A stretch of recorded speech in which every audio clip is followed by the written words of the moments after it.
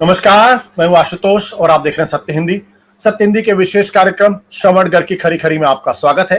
यह हमारा वो कार्यक्रम है जिसमें देश के जाने माने पत्रकार संपादक श्रवणगढ़ अपनी तीखी टिप्पणियां करते हैं मौजूदा राजनीतिक माहौल पर, और उनकी तीखी टिप्पणियों से ना तो सत्ता पक्ष बचता है ना ही विपक्ष, और दोनों ही तिलमिला के रह जाते हैं। आज फिर हम मुखातिब होंगे श्रवणगढ़ जी की तरफ और जानेंगे उनका नजरिया क्या है। नजरिया इस मसले को लेकर कि जो आरएसएस और भारतीय जनता पार्टी के बीच में लगातार मतभेद की खबर आ रही है, और ये कहने में आ रहा है कि दरअसल न तो आरएसएस को नरेंद्र मोदी की नीतियां और उनका स्टाइल पसंद आ रहा है, और ना ही मोदी को आरएसएस का एक सीमा के बाद हस्तक्षेप।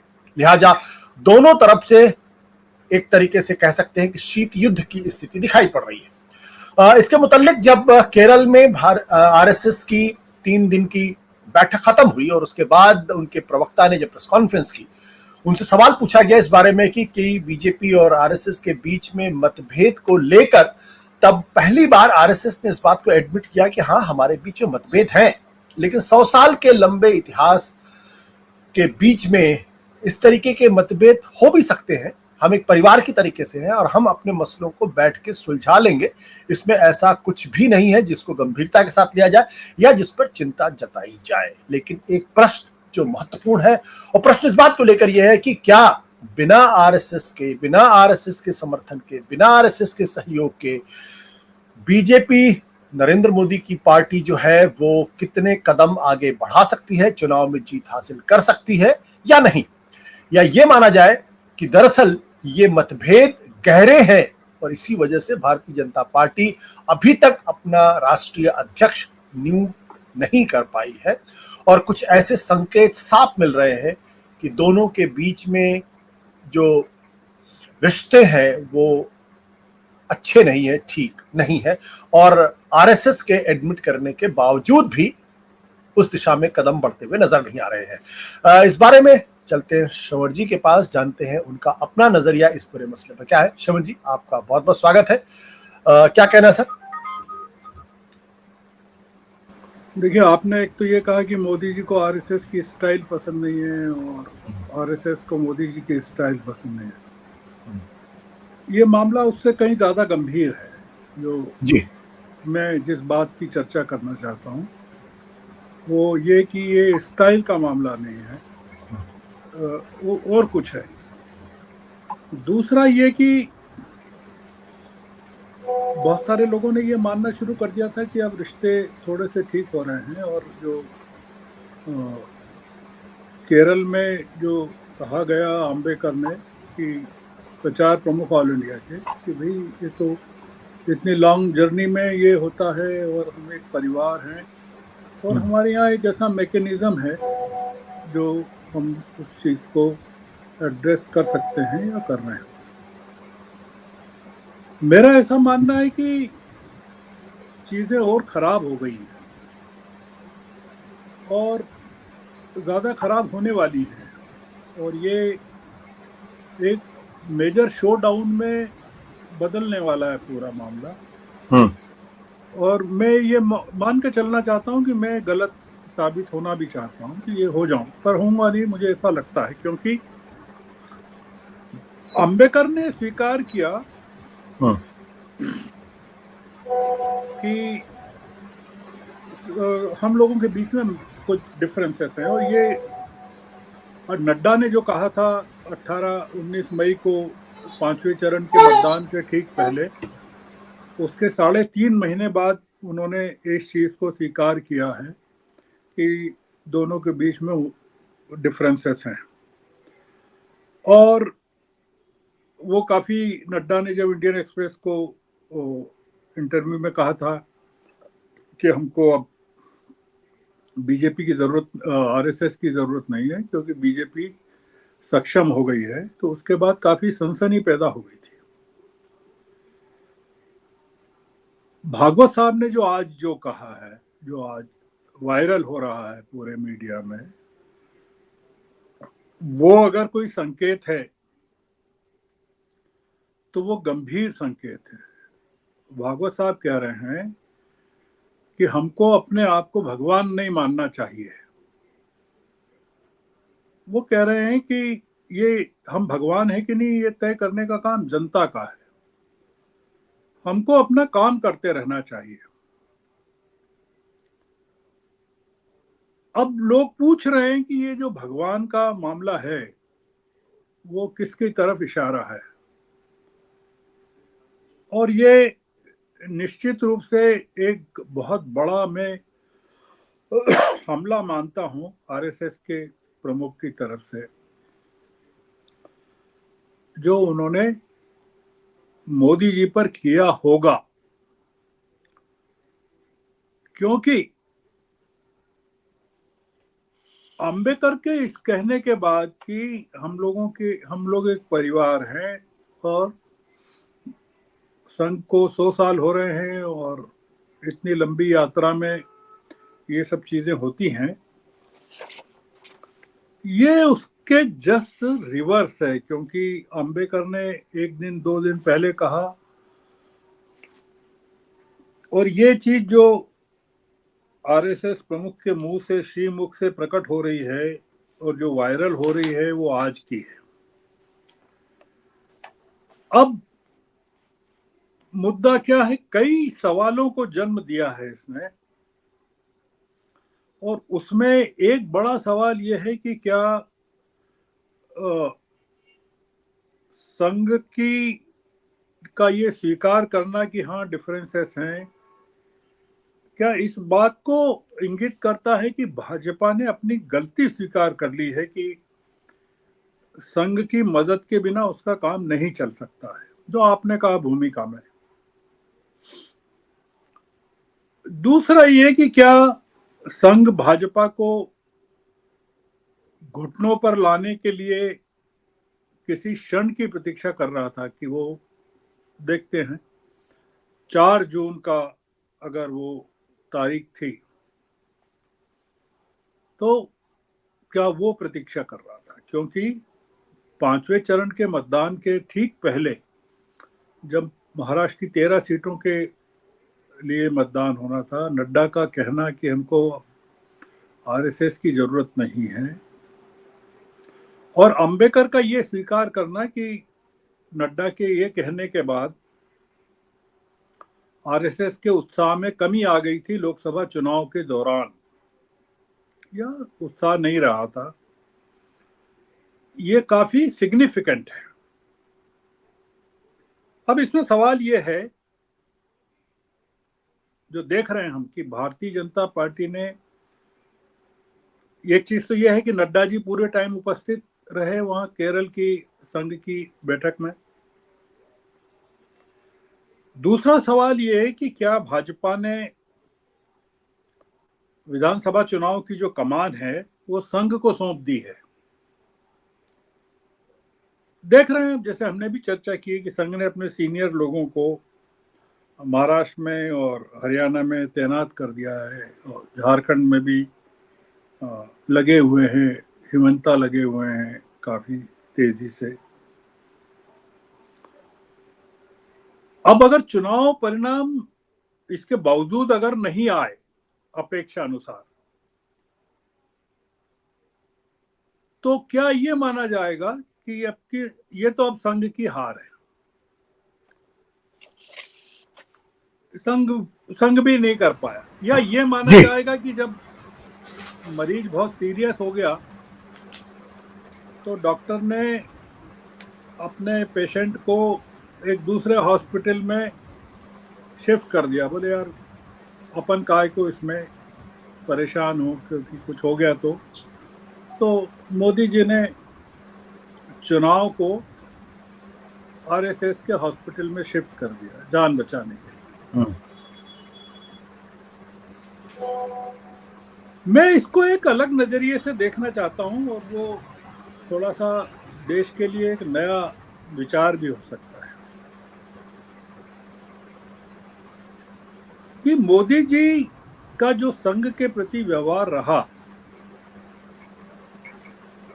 वो उसको हम क्या इस नजरिए से देख सकते हैं क्या, कि वो भारतीय जनता पार्टी को संघ से पूरी तरह आजाद करना चाहते थे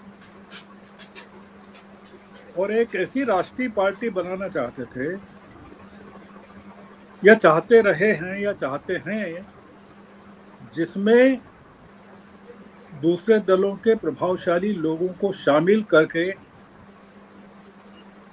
एक नई पार्टी के रूप में, एक राष्ट्रीय सहमति के रूप में भारतीय जनता पार्टी को बनाया जा सके।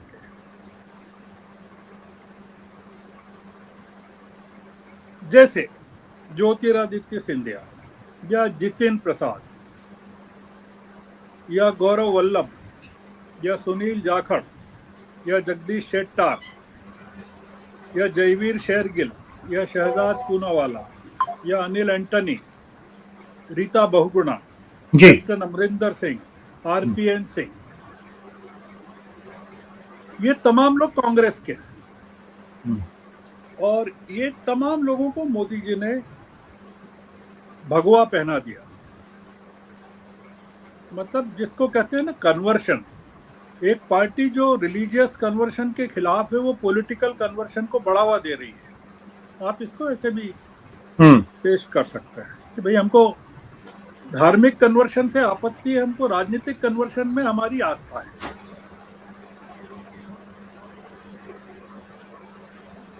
तो क्या मोदी जी जो कर रहे थे, तो संघ उससे घबरा गया कि भाई ये क्या कर रहे हैं। मतलब ये जो बेसिक था कि संघ से निकल के बीजेपी में लोग जाते थे, और ये जो नई फसल आ रही है जिसका संघ से कोई मतलब ही नहीं है, वो कभी उन्होंने नागपुर की तरफ मुंह झाँक कर नहीं देखा है। और जब तक वो कांग्रेस में रहे वो संघ को की आलोचना करते रहे। तो ये मोदी जी कर क्या रहे हैं? जैसे उदाहरण के लिए जब अजीत पवार से इन्होंने समझौता किया, बीजेपी ने दबाव में, अमित शाह जी के कहें या मोदी जी के कहें, महाराष्ट्र में, तो उसको लेकर संघ ने सबसे ज्यादा आपत्ति व्यक्त की कि ये क्या कर रहे हैं जी। ये जो वॉशिंग मशीन कल्चर है। और वो लोकसभा चुनाव में जो सफाया हुआ कि बीजेपी की 9 सीटें रह गई महाराष्ट्र में, जो एक बहुत बड़ा शौक है। और इसका कारण मतलब आरएसएस की जो पॉलिसीज हैं उससे डिपार्चर जिसको कहते हैं। तो आरएसएस को लगा कि ये तो मोदी जी जो कर रहे हैं वो अल्टीमेटली आरएसएस को खत्म कर रहे हैं, या आरएसएस से को के अलग, आरएसएस के चरित्र से, स्वभाव से अलग एक भारतीय जनता पार्टी का जन्म कर रहे हैं। अब मैं आपको एक और पॉइंट की तरफ आता हूं। जो आपने कहा कि जो मुद्दा उठाया कि स्टाइल को लेकर आपने उठाया कि ये स्टाइल को एक दूसरे के लोग पसंद नहीं करते।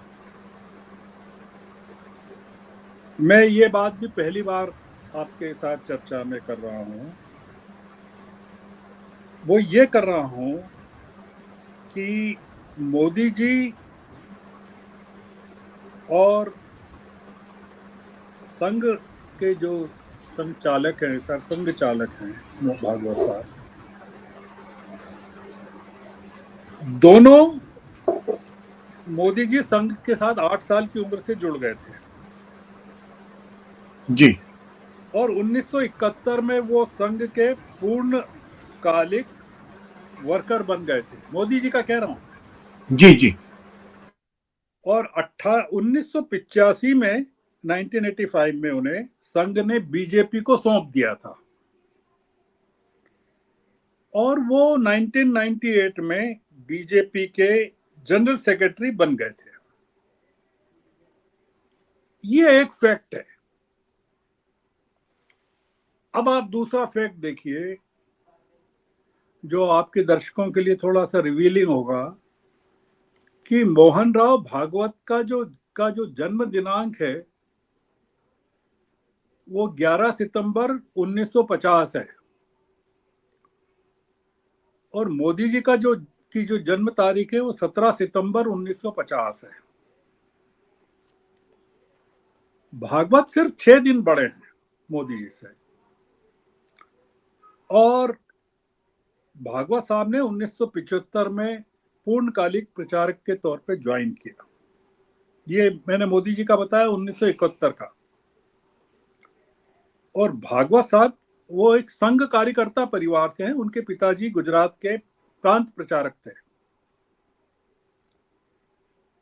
नागरिकों के मन में सवाल होना चाहिए आशुतोष जी कि मोदी जी और संघ के और भागवत अगर संघ के प्रोडक्ट हैं दोनों, तो दोनों के बीच में मतभेद क्यों होना चाहिए?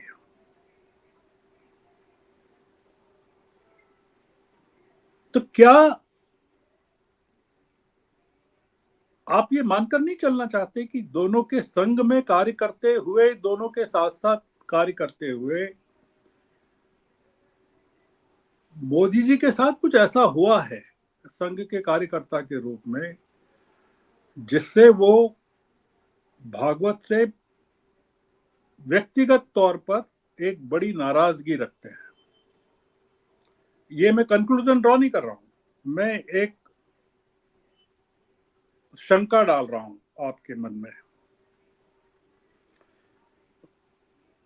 इसका कारण यह कि अगर मोदी जी संघ के प्रोडक्ट होते तो उन्होंने मुख्यमंत्री के तौर पर संघ को गुजरात में पूरी तरह से न्यूट्रलाइज नहीं किया होता मुख्यमंत्री के तौर पर।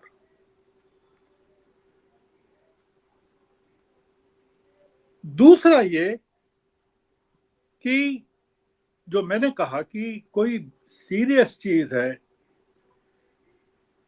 जो ये जो वर्तमान में चल रहा है उसके मूल में है।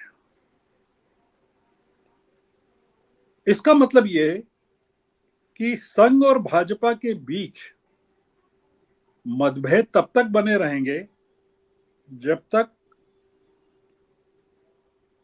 मोदी संघ के सरसंचालक पद पर अपनी पसंद के किसी आदमी को नहीं देख लेते, जो कि उन्होंने कोशिश की है अतीत में, या भागवत मोदी के स्थान पर किसी और को प्रधानमंत्री के रूप में स्थापित नहीं कर देते।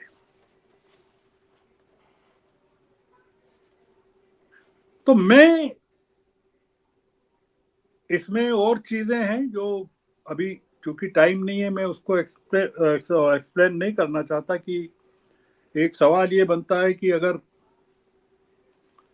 भागवत साहब इतने नाराज थे तो फिर उन्होंने 2014 में 13 के नवंबर में मोदी जी की उम्मीदवारी का विरोध क्यों नहीं किया? उनको प्रधानमंत्री पद का उम्मीदवार क्यों बनने दिया? इसके कई उत्तर हो सकते हैं, इसके कई जवाब हैं। मेरा ऐसा मानना है कि जब तक ये दोनों अपनी अपनी पोजीशंस पर बने हुए हैं तब तक मैं ऐसा नहीं मानता हूं कि संघ और बीजेपी के बीच में कोई मधुर संबंध हो सकते हैं। मोदी जी का एक कैलकुलेशन था जो रॉन्ग इंफॉर्मेशन पर था कि बीजेपी को 400 सीटें मिल जाएगी, और उसी के चलते नड्डा जी ने जो बड़ा ब्लंडर किया या उनसे करवाया गया, सरसंघ चालक उसी क्षण की प्रतीक्षा कर रहे थे और वो मिल गया। और ये जो आप देख रहे हैं ये केवल 4 जून के नतीजों का परिणाम है। अगर 4 जून के नतीजे मोदी जी के पक्ष में आ जाते तो आप भारतीय जनता पार्टी को एक नए अवतार में भी देख सकते थे। तो उस समय हम शायद कोई और बहस कर रहे होते कि अब संघ का क्या होगा। तो ये एक अलग पॉइंट है। तो मैं आज की चर्चा यही रैप अप करता हूँ जी। थैंक यू सर, बहुत बढ़िया सर, थैंक यू।